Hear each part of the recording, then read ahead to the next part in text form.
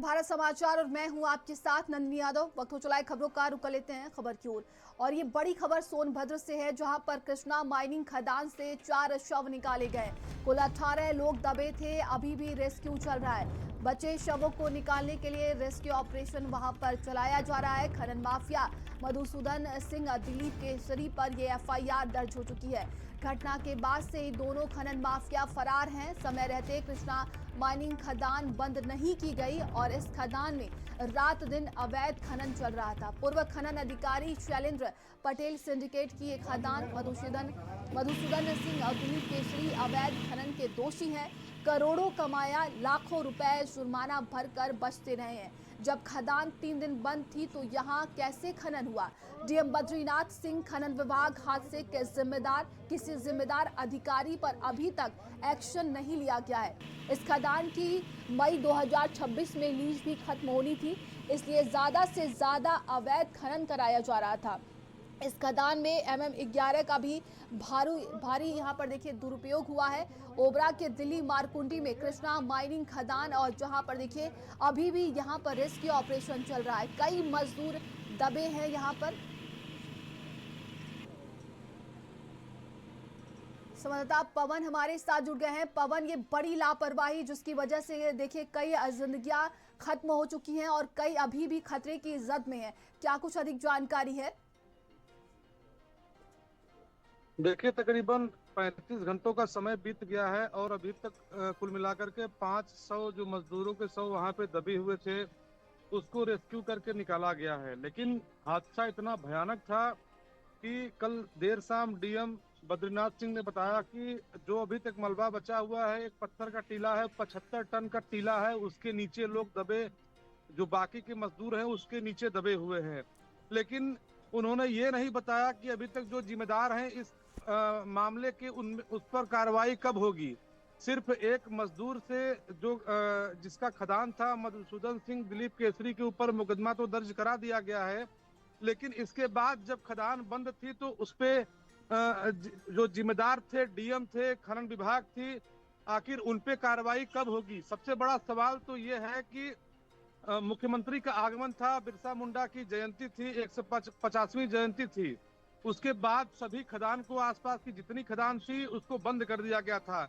लेकिन जो मधुसूदन सिंह दिलीप केसरी का ये खदान था, इनको पहले से ही संरक्षण प्राप्त था। जो खनन विभाग के बड़े अधिकारी थे शैलेंद्र पटेल, उनके सिंडिकेट का एक अहम हिस्सा मधुसूदन सिंह और दिलीप केसरी है। तो इनके खदान पे कोई रोक टोक नहीं थी, ना कोई नियम था कि किस तरीके से खदान होगा। रात दिन यहाँ पे खदान होता चला आ रहा था।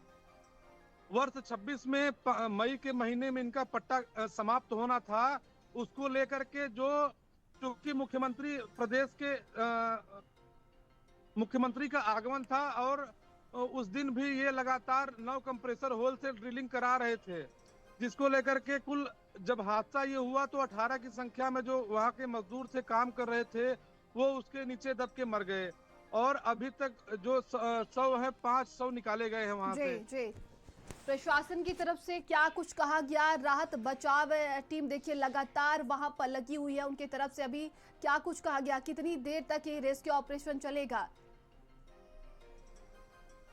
देखिए, वहां वहां पे पत्थरों के बड़े बड़े ब्लॉक्स हटाए जाने हैं और चूंकि ये इनके यहाँ कोई मानक निर्धारण नहीं है कि किस तरीके से खनन होगा।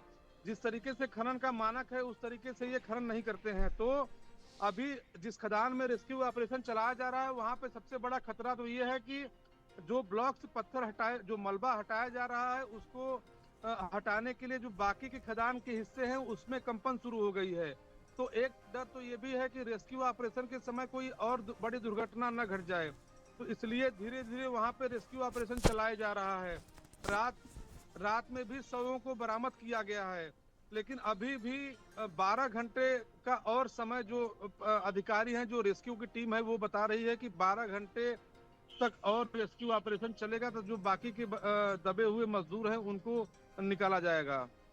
बिल्कुल पवन, देखिए जो तस्वीरें सामने आई हैं दिल दहला देने वाली हैं। परिवारजनों का रो रो कर बुरा हाल है, और अभी तक बात की जाए तो क्या कुछ एक्शन लिया गया है? देखिए, कार्रवाई के नाम पे सिर्फ जीरो है। वहां पे खदान मालिक के ऊपर एक मुकदमा करा दिया गया है और जो खनन माफिया है मधुसूदन सिंह, दिलीप केसरी, वो फरार हो गए हैं। तो उनको खोजने के लिए जो टीम जाएगी, लेकिन और जो बाकी के जिम्मेदार अफसर हैं उनके ऊपर अभी तक कोई कार्रवाई नहीं की गई है। साफ तौर पे खनन विभाग की जिम्मेदारी थी कि मुख्यमंत्री के आगमन के समय जी जो जी। वहाँ पे खनन हो रहा था, जो खनन का काम हो रहा था, उसको बंद कराने की बड़ी जिम्मेदारी थी। जी जी। डीएम की जिम्मेदारी थी इसको खदान को बंद कराने के लिए। जी एसएसपी की जिम्मेदारी थी सुरक्षा व्यवस्था को देखने के लिए। जो स्थानीय ओबरा थाना था जी पवन। उसकी जिम्मेदारी थी निरीक्षण निगरानी करने के लिए। हम्म। लेकिन इन सभी ने कोई काम वहाँ पे नहीं किया, सिर्फ बिल्कुल, अवैध और खनन देखने को वाली बढ़ावा बात दिया होगी है। कि क्या कुछ और एक्शन लिया जाता है। तमाम जानकारी के लिए आपका बहुत बहुत धन्यवाद।